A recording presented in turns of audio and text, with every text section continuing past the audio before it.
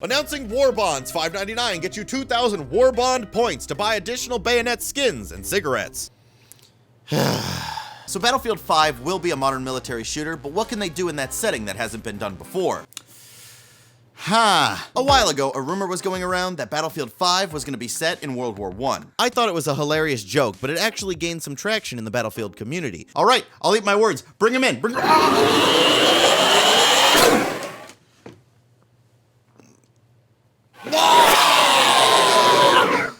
But I have new ones to say.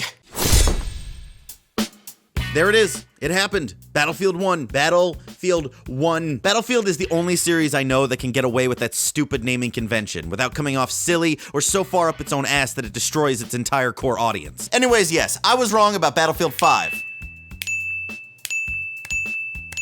There we go. I made a video about a week before the Battlefield announcement saying where I thought the series was going. Future, modern, past, all that stuff. And needless to say, I was a bit off, and everyone sure let me know that. Honestly, thank you guys for coming back to the video after the announcement. You do care. You really do. While most comments were things like, what do you think about the game now that it's been announced, and stuff like that, many seem to think I didn't want the World War I setting. Like, ha ha ha, it's a World War I Battlefield game. Sucks for you. You were wrong. But was I really? All I was basically saying in my last video was what the next Battlefield game was most likely to do, and in that regard, I think I was pretty spot on, saying that the series would play it safe, going with a modern or semi-future setting like everything else is right now. But to our surprise, the Battlefield series went old school, World War I, which I think is really out of the box for the current industry and stands out compared to its competition. And other people obviously feel that way too, with Battlefield 1's announcement trailer being the most liked thing in the history of gaming on YouTube. People loved the announcement because it was so different from what's popular right now, and for a game company to make such a drastic change in an established franchise is really unexpected. Hell, it could still backfire. We haven't played the game yet. It might fucking suck. Point being, such a drastic change in setting is a risk for the Battlefield series, and not the most obvious choice, which game companies usually go with. So why is World War I a risk for the Battlefield series? I don't mean like end of the world risk, but still, there are some concerns I have, despite being mostly excited. First off is a thing I didn't really touch on last time. Hardline. A moment of silence for Battlefield Hardline, a game that died far before its time.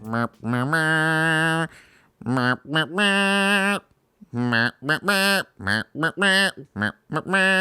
stop it. It was considered a spin-off game from the main Battlefield series, so it's not exactly the same as Battlefield 1, but it did feature a brand new setting for the Battlefield series, Cops and Robbers. This setting and its limited scope with less weapons and vehicles was the reason many people were turned off from the game and continued just to play Battlefield 4 instead. Not to say that Battlefield 1 will be limited in its selection, but it will be a vastly different setting from what the series has been doing recently. They run the risk of people doing the same thing as Hardline with Battlefield 1. Obviously, the response to 1 is monumentally better than Hardline, but once the game comes out, people might find that the setting is weird and just go back to 4 again. Now, admittedly, I didn't do much research on the weapons and vehicles of World War I in my last video because I didn't think it would really be a possible setting. But after seeing the trailer and hearing the devs talk about the game, it's clear that there's a lot more variety than I initially thought. That being said, World War I will be limited compared to its modern counterparts. That's just a fact. The setting won't allow some things. And that's another risk they have to deal with. I saw many people happy that the clutter of recent Battlefield games will be eliminated, but there's probably just as many people who will miss some of these elements. The game may feel like a step backwards or too simple compared to Battlefield 4, something people complained about in DICE's own Battlefront. I'm sure DICE will make a varied and balanced game with the setting they have, but it might not click with some gamers. It is possible. Basically, we don't know if the game's amazing yet. It might suck. We have to keep that in mind. So far, everyone seems to love Battlefield 1, but it also hit at the perfect time. I haven't seen the stars align for an announcement to destroy another one since the PlayStation 4 announcement. A few days before the Battlefield 1 reveal, we got our first look at Call of Duty Infinite Warfare, the new Call of Duty game this year, because of course there's going to be a new Call of Duty game this year. And real quick, is anyone else tired of seeing those articles like midway through the year that says a new Call of Duty is in the works for this year? Like, no shit!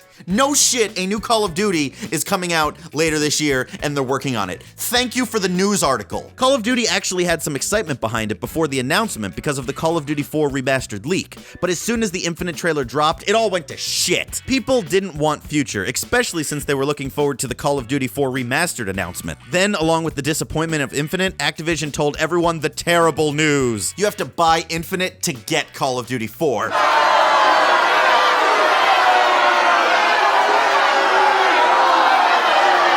People were not happy with Activision after that, and so started Dislikegate 2016. And in the midst of all this craziness, Battlefield came in and dropped this little bomb. Oh, you know, nothing big, just Battlefield fucking 1. It's not like they planned to come in and crush the Call of Duty trailer. These events are prepared months in advance, but it just worked out so perfectly for Battlefield to come in and decimate Call of Duty. COD was showing their corporate mindset right on their sleeve, and Battlefield came in going like, hey guys, we thought of a fun idea, and we made it.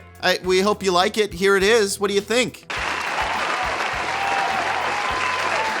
And so because Battlefield went with something out of the box, people went nuts, praising it like the second coming of Jesus Christ. But I wonder, if the whole games industry wasn't already in a frenzy over the Call of Duty trailer, would the Battlefield 1 announcement have been so hugely accepted as it was? It's become a thing now. Call of Duty Infinite is the most disliked trailer in the history of YouTube, and Battlefield is the most liked thing in the history of the fucking world. You hear your friends say, oh my god, have you seen the dislikes on the Call of Duty trailer? And then you go check it out, and then you add your own dislike, and then you go over to Battlefield 1 and add your own like. There you go. It's become a thing. Gamers were ready for something to point at and say, that's how you do it, Call of Duty, that's how it's done. And gamers created the drama between these franchises as well. Neebs and the guys were at the Battlefield 1 announcement, and they said the game's developers felt bad for the hate Call of Duty was getting that week. As fellow creators, I'm sure they understand working on a project for many, many years, just to have people throw it to the ground as soon as it's announced.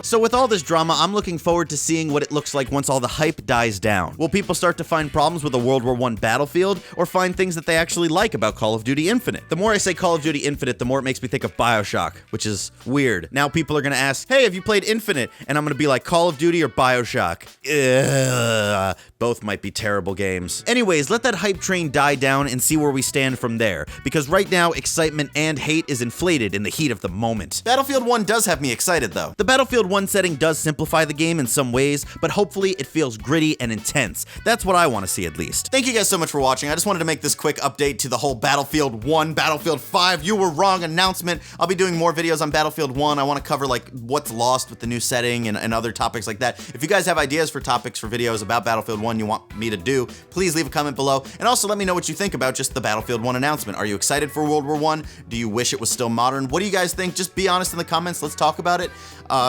Yeah.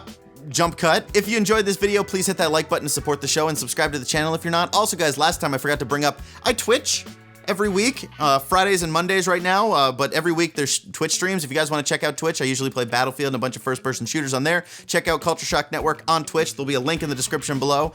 Oh, and also, another jump cut. In my last video, also, a ton of people left comments saying they thought I was gonna bust out into a rap at the beginning, I guess, because the beat was like, da-da, da-da, da-da.